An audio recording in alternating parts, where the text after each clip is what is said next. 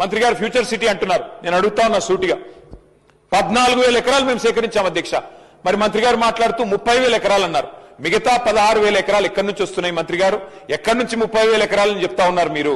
ఇంకోటి మాట్లాడుతున్నారు అధ్యక్ష, మధ్యలో గ్రీన్ ఫార్మ్ అనట, చుట్టూ ఇండ్లు పెడతారట, అవతల జంతువులను పెడతారట, వంతారని వేస్తారట, జూ పార్క్ పెడతారట. ఇది ఏం ఆలోచన అధ్యక్ష? మాకు అర్థం కాక అడుగుతా ఉన్నాం. దయచేసి మంత్రి గారు నేను అడుగుతా ఉన్నా, it was conditional land acquisition. మీరు ఎన్నిసార్లు మిస్లీడ్ చేసినా కోర్టును గాని ఫార్మాసిటీ మరి ఎక్కడైతే రైతుల నుంచి భూములు తీసుకున్నారో వారందరూ చూస్తా ఉన్నారు, వారన్నీ వింటా ఉన్నారు. ఏ దురుద్దేశంతోనైతే, ఏ రియల్ ఎస్టేట్ యావతోనైతే మీ ప్రభుత్వం ఇవాళ పనిచేస్తున్నదో ఇది ప్రజలు చూస్తా ఉన్నారు. మంత్రి గారు తప్పకుండా ఈ విషయంలో ఫ్యూచర్ సిటీ విషయంలో కూడా మీరు స్పష్టత ఇవ్వాలని చెప్పి కూడా కోరుతూ చివరిగా నేను ఒకటే అడుగుతా ఉన్నా అధ్యక్ష, ఈ ప్రభుత్వాన్ని మూసీకి 1,50,000 కోట్లు అని చెప్పి ముఖ్యమంత్రి గారు ఒకసారి కాదు అధ్యక్ష 4 సార్లు చెప్పారు.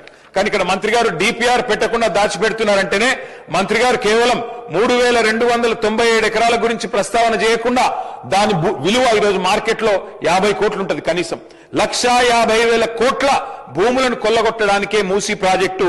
ఆ దోపిడీకి మేము వ్యతిరేకం తప్ప మూసీ పునరుజ్జీవనానికి కాదు. మూసీలో ఎస్టీపీలు కట్టింది మేము, మూసీకి గోదావరి నీళ్లు తెచ్చింది మేము. మీరు ఎన్ని చెప్పినా కొండపోచమ్మ, మల్లన్న సాగర్ నిర్మాణం చేసింది మేము, కాళేశ్వరం జలాలు తెచ్చింది మేము, ముమ్మాటికి మూసీలో మీరిచ్చే డబుల్ బెడ్రూమ్ ఇల్లు కట్టింది మేము, మీరు తెచ్చే గోదావరి జలాలు తెచ్చింది మేము, అట్లాగే ఎస్టీపీలు కట్టింది మేమే, మూసీ పునరుజ్జీవం ప్రారంభించింది మేమే.